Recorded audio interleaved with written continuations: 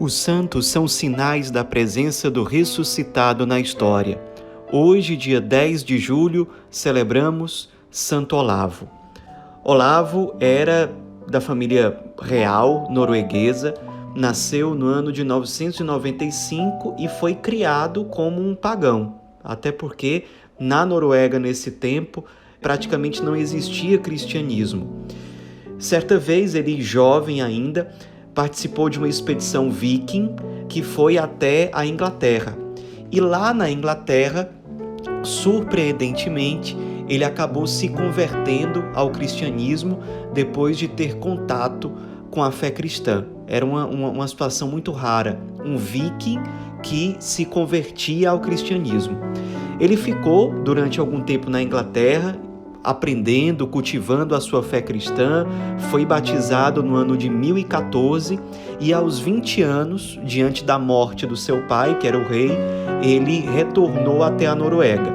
E o seu grande objetivo foi unificar o reino da Noruega, tanto que até hoje ele é considerado a grande figura humana a dar uma identidade unificada para a Noruega. Ele é também considerado o apóstolo da Noruega, porque foi ele que lançou mais fortemente as sementes do evangelho naquele território. Ele construiu um reino lutando contra uma série de tensões políticas, mas sempre com base nos princípios do cristianismo, no evangelho, estimulando as pessoas a se tornarem cristãs e dando uma perspectiva cristã ao seu governo.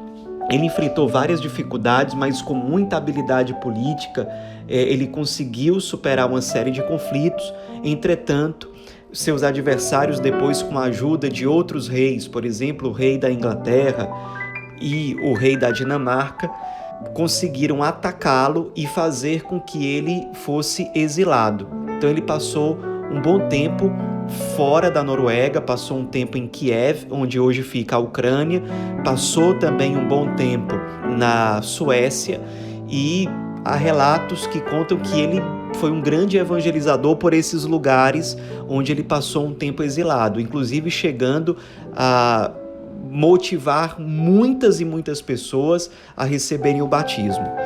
Depois de um tempo, depois de alguns anos de exílio, ele acaba retornando à Noruega, se junta a outras pessoas que estavam lutando contra os adversários do verdadeiro rei e bravamente ele combate, mas no combate ele acaba morrendo.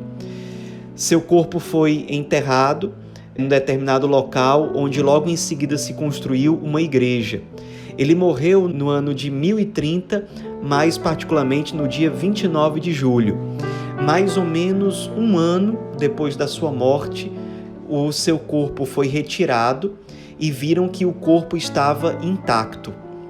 Então, passou a acontecer uma série de peregrinações de cristãos até o local onde ficou exposto o corpo de Santo Olavo. Muitos milagres aconteceram, muitas curas, muitas graças de pessoas que visitavam o corpo incorrupto do santo, do apóstolo da Noruega, ou que rezavam à distância pedindo graças por meio da sua intercessão.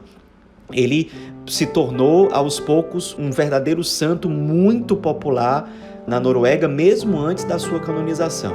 As pessoas foram cultivando cada vez mais esse culto até que se construiu, como eu já disse, uma grande igreja no local onde o seu corpo foi enterrado e estava exposto.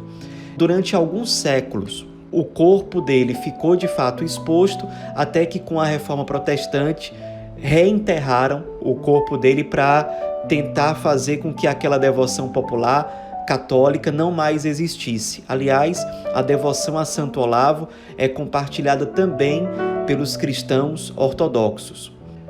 Isso não adiantou. Na prática, as pessoas, os católicos, continuaram tendo uma profunda devoção a Santo Olavo, que é padroeiro da Noruega, e até hoje as pessoas costumam rezar pedindo a intercessão dele e continuam se inspirando na vida desse grande rei e santo.